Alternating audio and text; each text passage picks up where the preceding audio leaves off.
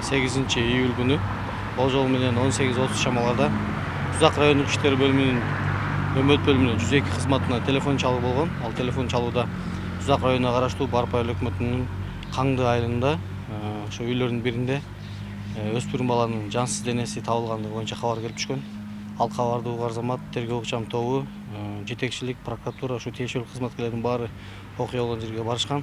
Окуя болгон жерге барып кароо жүргүзгөндө чындыгында эле ошол эле Каңдыда жайгашкан Маткеримов көчөсүнүн номер 1-үйүндө, өзүнүн жашаган үйүндө өспүрүм баланын мыкаачылык менен өлтүрүлгөн, денесинде ушу бычакка окшогон уштуу нерсе менен сайылган жараттары бар, киши колдуу болуп өлтүрүлгөн денеси табылган.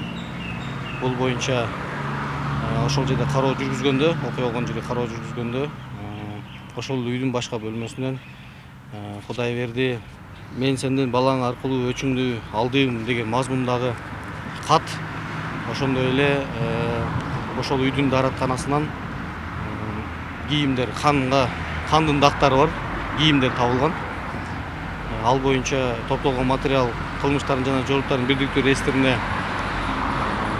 киши өлтүрүү фактысы болуп катталып, кылмыш жана жаза кодексинин 130 беренесинин негизинде сотко чейинки өндүрүш ачылып, учурда тергөө амалдары жүрүп жатат. Бизге келип түшкөн жаңы жагдайлар боюнча билдире кетсем, аталган кылмыштын бети ачылды.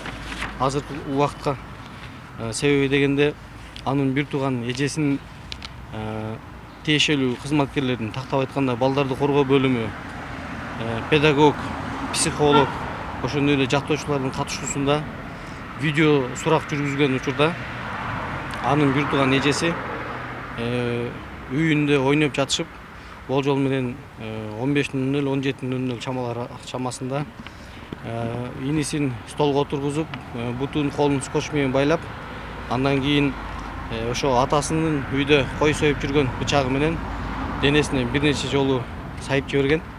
Анан кыздын берген көрсөтмөсүнө караганда, ошо бычакты сайып канды көргөндөн кийин калганын өзү билбейт да. Себеби ошондой абал бар.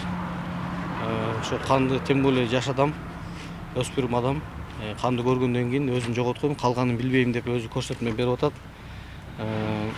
Эмне себептен бул жолго бардың деген суроого биз мурда ошентип ойночу элек. Ага чейин менин колумду байлаган, анан мен анын колун байладым. Бирок эмне болгонун билбейм дейт. Ошо бычак менен сайып алгандан кийин калганын өзү билбейт экен да. Ал эми кат боюнча сураганда, эмне үчүн мынтип катты жазды дегенде, мен көзүмө ошо ардеме көрүнчү эле, анан ушу ички дүйнөм кысылып ооруганда ушинтип ардемелерди жазат элем дейт да. Анан бул сапардагы ошентип жазып, кичине кылмыштын изин өзгөртүш үчүнбү, өзүнөн алып катыш үчүнбү ушундай жолго барган да. Бул учурда, окуя болгон учурда тактап коюшум керек, ата энеси үйүндө болгон эмес. Ата энеси жөнөкөй эле адамдар, эч кандай бизнесинизге аралашкан эмес. Коомчулукта ар кандай суроо жаралып атат. Баягы кат табылды дегенден кийин бирөө өчөшүп өлтүрүп кеттиби деген суроолор болгон. Ошолорду азыр мынакей ачык айтып атамын.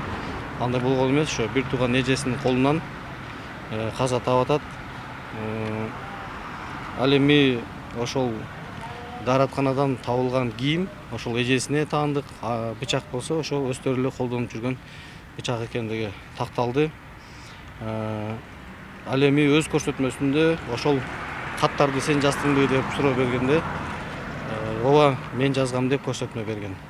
Учурда азыр тиешелүү экспертизалар дайындалды.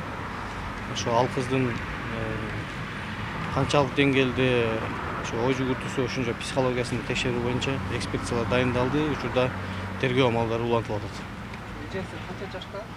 Эжеси 2005-жылы туулган.